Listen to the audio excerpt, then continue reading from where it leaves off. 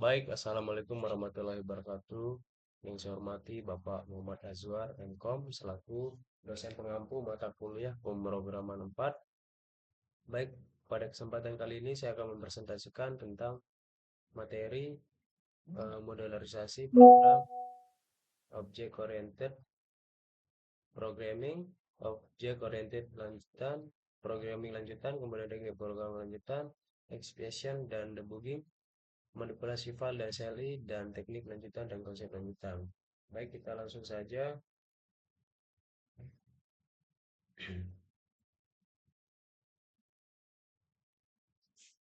Sebelumnya, perkenalkan nama saya Juli Riasa, NIM 2301010133. Baik, kita lanjut saja ke materi pertama, yaitu modularisasi program. Di sini kita akan membahas 4 pokok materi, yaitu modulus, guess, variable scope, local phase global, kemudian special names. Lanjut saja. Modulus yaitu dalam Python merupakan istilah untuk file yang berisi kode-kode Python seperti deklarasi, variabel, fungsi, dan kelas, dan lain-lain. Kode-kode tersebut diisolasi sesuai dengan tugasnya. Contohnya, modul numbers berisi fungsi-fungsi untuk keperluan operasi angka. Kemudian yang kedua modular random yang isinya kode untuk generate data random. Dengan adanya modular kode menjadi lebih modular, rapi, dan mudah dikelola. Kita lanjut. Packguess. Packguess adalah cara mengelola modul dengan menempatkannya dalam suatu folder. Sederhananya, modulnya adalah file dan packguess adalah folder. Yang pertama yaitu kita lanjut ke metode import modul package. Yang pertama ada alias modul via keywords as, kemudian import package via from, dan kombinasi keyword from dan import. Kemudian lanjut ke variable scope, local phase global. Global variable adalah variabel yang dideklarasikan di root, tidak di dalam satu blok fungsi. Sedangkan local variable adalah yang dideklarasikan di dalam satu blok dan hanya valid di blok tersebut saja. Eh, Pengaksesan variabel lokal di luar bloknya memiliki efek samping berikut. Pertama, jika variabel lokal dideklarasikan di dalam blok fungsi atau lambda atau closure, maka pengaksesannya dari luar blok menghasilkan error. Kemudian yang kedua, jika variabel lokal dideklarasikan di blok seleksi kondisi atau lainnya, maka program menjadi error, atau maka pengaksesan dari luar blok diperbolehkan dan tidak membuat eksekusi program menjadi error. Namun, peringatan atau error di level inter muncul. Eh, keyword ini menandai variabel dan blok bahwa reference yang digunakan adalah variabel global. Efeknya, perubahan nilai pada variabel juga berpengaruh ke variabel global. Kita lanjut ke variable scope, local phase global, keyword global. Keyword ini menandai variabel dan blok bahwa reference yang digunakan adalah variabel global. Efeknya, perubahan nilai pada variabel juga berpengaruh ke variabel global. Contoh penerapannya, kita langsung ke program yaitu name. Di sana terdapat verb gelberen, dan di sana ada def grade. Langsung buka kurung. Yang kedua global name. Nah, jadi name-nya itu namanya chemester URMGE. Kemudian kita print saja hello, dalam kurung hello, petik 2 hello, koma name. Kemudian duanya grade, buka kurung, kemudian print names. Jadi inputnya hello chemester URMGE, greetings chemester URMGE, URMGL. Sekarang sih fungsi global mengembalikan informasi semua variabel global yang bisa diakses dari tempat di mana fungsi dipanggil. eh, Nilai balik berbentuk dictionary dengan key adalah nama variabel, dan value adalah nilai variabel. Contoh penerapannya bisa dilihat pada kode berikut. Di sana ada variabel bernama myvar yang nilainya 12. Kemudian di bawahnya date. text on buka kurung titik 2 all global first sama dengan global print all global first mail text on output. Kemudian lanjut variable scope fungsi lokal. Fungsi lokal mengembalikan informasi variabel yang dideklarasikan di blok di mana fungsi tersebut dipanggil dengan nilai balik berbentuk dictionary. Pada contoh berikut, variabel method dideklarasikan di blok fungsi text2, sedangkan another pada dalamnya di dalam text2. Kemudian langsung saja ke contohnya. Ada method sama dengan 12, def text2, dan hello pattern. Kemudian yang keempat tadi, dalam poin yang keempat ada unit special names. Kita memiliki variabel spesial yang bisa diakses secara global. Ciri khasnya spesial name adalah tulisannya diawali dari kiri dan karakter misalnya. Salah satunya variabel A yang telah diulas di chapter sebelumnya atau penjelasan sebelumnya. Variabel name karena salah satu special names di Python isinya mencakup informasi nama modul atau stream tergantung apakah variabel tersebut di print dari file entry point eksekusi program atau di import. File entry point yang dimaksud di sini adalah file yang digunakan pada argumen kernel Python. Kemudian file yang kedua variable file. Variable special nama file berisi informasi batch file di mana variabel tersebut ditulis atau digunakan. Ada dua cara untuk menggunakan variabel ini. Kita lanjut ke pokok pembahasan yang kedua, Object Oriented Programming atau OOP dasar. Di sini kita membahas 5 poin saja teman-teman. Yang pertama kelas dan objek, kemudian instance method, kemudian yang ketiga constructor, keempat property visibility, kemudian yang kelima instance dan class attribute. Kita langsung ke Object Oriented Programming. Pengenalan kelas. Kelas adalah blueprint untuk membuat variabel. Kelas bisa diartikan juga sebagai tipe data di Python. Setiap data pasti memiliki tipe data yang tersebut merupakan adalah kelas. Yang kedua, naming coefficient class. Berdasarkan dokumentasi PFP melakukan install di Git of Python, kode disarankan untuk menulis nama kelas dengan detail class. Contoh forward put. Kemudian pembuatan instance object. Objek atau instance object adalah variabel yang dibuat dari kelas. Cara pembuatan objek adalah dengan memanggil nama kelas diikuti oleh tanda kurung fungsi. Seperti pemanggilan fungsi statement tersebut menggunakan nilai balik berupa objek baru yang bertipe data dengan kelas yang digunakan. Kemudian terakhir instance attribute. Atribut adalah variabel instance variable atau instance attribute. Atribut adalah variabel yang terasosiasi dengan kelas. Jadi dalam prosesnya harus dikelola melalui kelas dan atau instance object. Kelas bernama car yang memiliki 3 atribut yang pertama name untuk menyimpan informasi nama atau seri mobil, kemudian manufaktur untuk menyimpan informasi manufaktur atau tempat mobil, kemudian year untuk menyimpan informasi tahun rilis mobil. Atribut selanjutnya ada di situ instance atribut dan kelas atribut. Kemudian yang kedua itu pengenalan instance method. Di sana terdapat variable shape, naming convention method dan para pengakses instance method dari kelas, kemudian pengakses method dan method lain, kemudian argumen method, positional, keluar argumen method. Kemudian di sana terdapat instance method memiliki beberapa karakteristik jika dilihat dari sintaknya. Yang pertama, deklarasinya di dalam blok kelas, parameter utama atas sel, kemudian yang ketiga, metode diakses menggunakan notasi. Gitu, buka kurung, dalam kurung. Lanjut ke Python OOP konstruktor. Pengenalan konstruktor. Di sini konstruktor adalah salah satu topik penting dalam pemrograman berbasis objek. Konstruktor tersendiri adalah fungsi khusus yang dipanggil saat pembuatan objek dilakukan dari suatu kelas.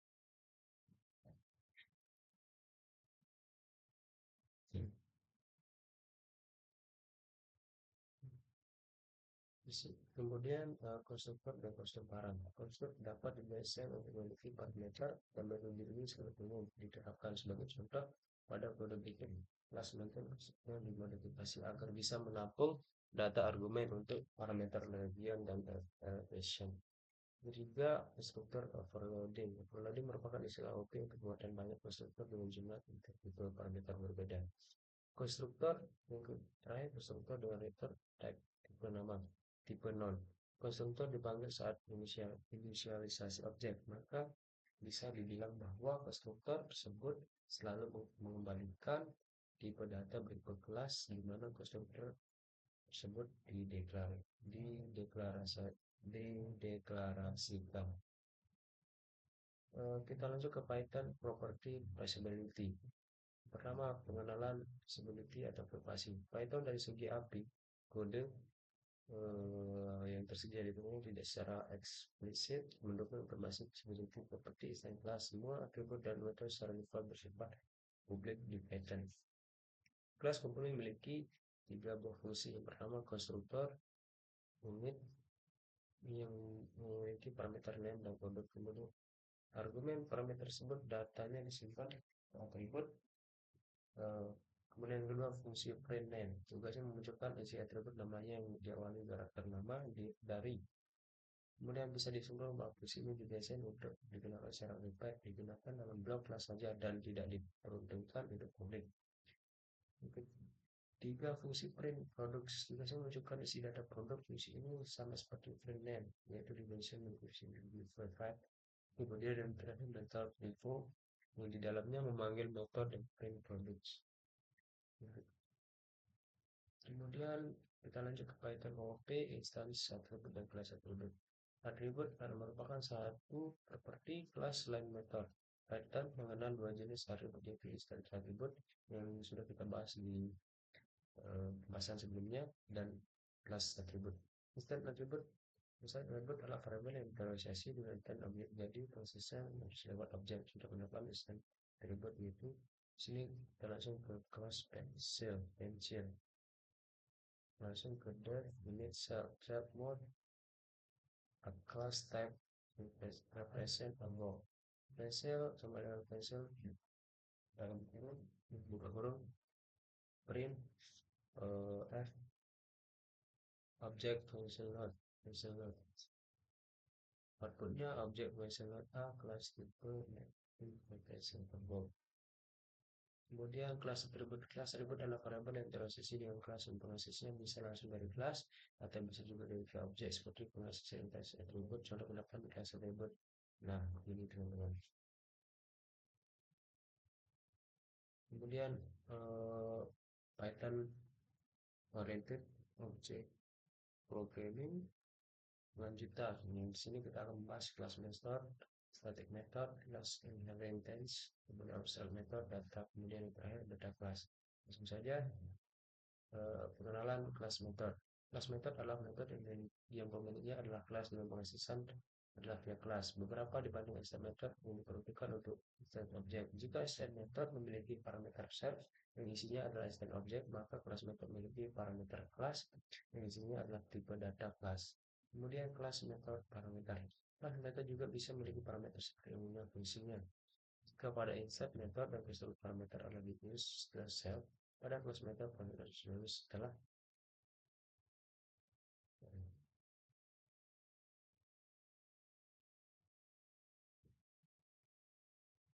di sini ada contoh kelas parameter kelas clan host. Di sini terdapat kelas namanya clan host.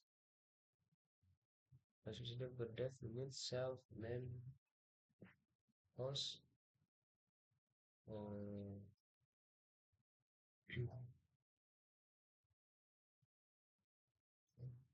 Langsung ke kelas method def range dan seterusnya begini ya teman-teman. Kemudian lanjut ke pengenalan static method. Static method bisa diakses via instance object maupun via class. Contoh pendapat misalnya pada berikut. Class person def unit self name sama dengan petik 2 self name kemudian name def info dalam kurung self print f petik 2 kurung awal self titik name tutup kurung awal petik 2 tutup kurung. Class method def create class titik name sama dengan titik dua objek kelas. Adapun fungsi state method untuk mengkonversi fungsi biasa yang dideklarasikan di luar kelas menjadi static method dari sebuah kelas. Kemudian lanjut ke kelas inheritance. Mengenai inheritance, untuk mewujudkan inheritance setidaknya dua buah kelas dibutuhkan, superclass parents atau parents class, yaitu kelas yang properti yang ingin diwariskan untuk didudukkan ke kelas di bawahnya. Kemudian subclass atau derived class, yaitu kelas yang mewarisi properti dari parent class. Misalkan ada sebuah kelas bernama Faisal dan kelas ini memiliki properti berikut. Yang pertama konstruktor, kelas attribute node, kemudian instance name, instance attribute number of wells, kemudian kelima instance method graph sort. Lanjut ke abstract method. Abstract method merupakan jenis metode yang dideklarasikan dengan isi tidak melakukan apa-apa, hanya statement class. Nantinya ketika kelas diminta metode tersebut berada di head ke subclass, maka subclass harus mengoverride metode milik kelas tersebut. Kemudian yang selanjutnya data class. Data class adalah kelas yang didesain khusus untuk tujuan pengembaraan data. Di bawah ini dicontohkan kelas bernama name. Planet disiapkan untuk pembuatan database informasi planet. Kelas ini memiliki 3 state attribute, yaitu diameter dan natural, deklarasi, attribute ditulis dalam versi ini. Inilah contoh penerapannya. Lanjut ke teknik pemrograman lanjutan. Di sini kita akan membahas none. Yang kedua, duck typing via structural typing. Kemudian yang ketiga, type unpack, tuple, list, set, dan dict. Kemudian yang keempat, pattern matching, match. Langsung saja ke none. None merupakan objek bawaan Python yang umumnya digunakan untuk mempresentasikan nilai kosong atau nol. Ketika suatu variabel berisi data yang nilainya bisa kosong, lindungnya sebelum variabel tersebut digunakan dilakukan pengecekan terlebih dahulu menggunakan seleksi kondisi untuk memastikan apakah nilai benar kosong atau tidak. Nah, inilah contoh penerapan. Di sini kita memiliki date input data atau if data is known, print data is empty like empty. Kemudian else print if data tipe data name. Kemudian datanya no enggak. Kemudian datanya bertipe integer. Kemudian apa ya, output datanya tipenya string. Kemudian lanjut ke Python impact tuple, list, set, dan dict. Kita mengenal teknik packing dan unpacking, di mana teknik ini umum diterapkan sebagai kebutuhan pada beberapa jenis tipe data kolektif seperti tuple, list, set, dan dictionary.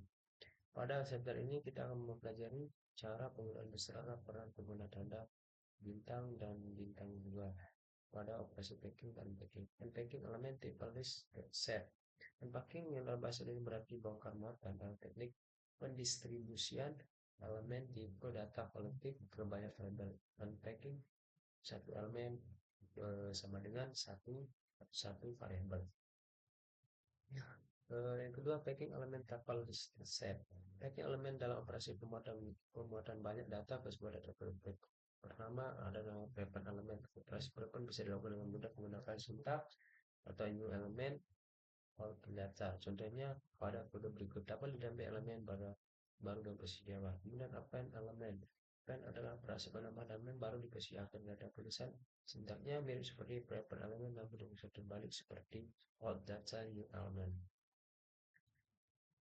Kemudian lanjutnya tipe Python duck typing vs structural typing.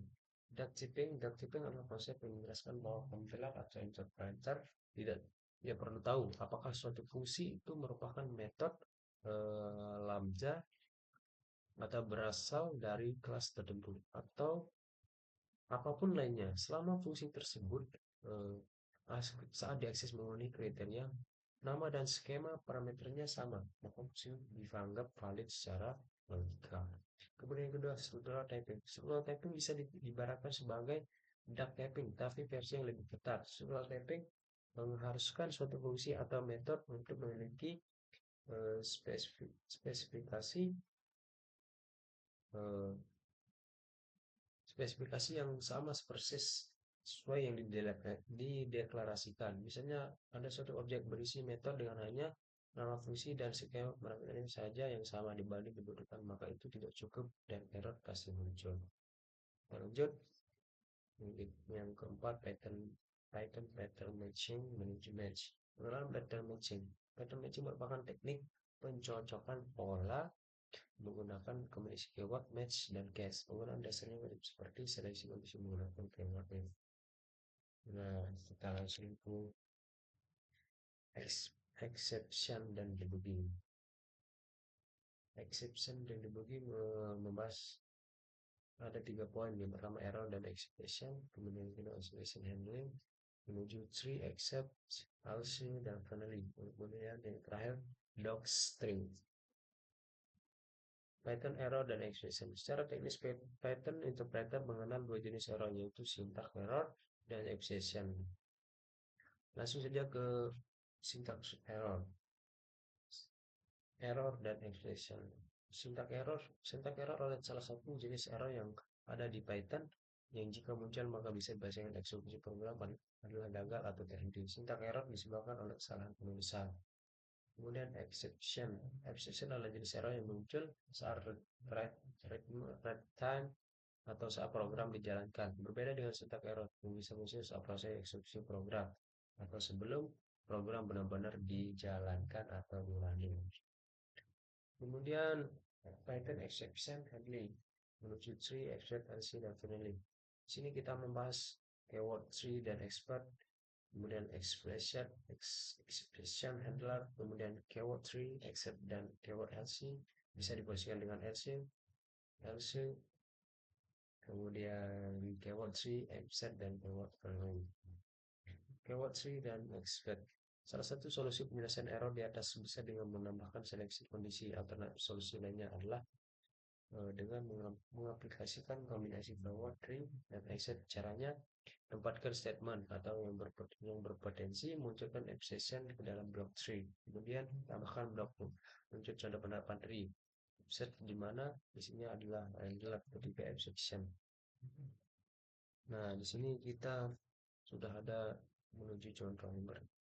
Di sini ada tree atau print, kemudian di sana satu st calculation atau dalam proses sederhana distribution, kemudian print kedua n calculation banana distribution, kemudian print to lg calculation. Jadi biasanya execute calculation and file distribution edge person solution of 15 banana, kemudian to end calculation and bell to distribute banana because there is no person available. Python kita menuju ke Python docstring. Pengenalan docstring. Docstring memiliki keistimewaan dibanding komentar yang biasa diberi menggunakan karakter komentar docstring. Otomatis menempel kepada unit di mana karakter ditulis. Misalnya ditulis tempat di bawah deklarasi fungsi bernama print random code. Maka komentarnya menambal fungsi tersebut. Benefitnya informasi komentar bisa muncul setidaknya di dua tempat. Pertama, komentar bisa diakses menggunakan atribut doc yang menempel ke fungsi print random code. Kemudian yang kedua, komentar dimunculkan sewaktu fungsi tersebut di over atau dengan catatan extension Python atau register install di editor.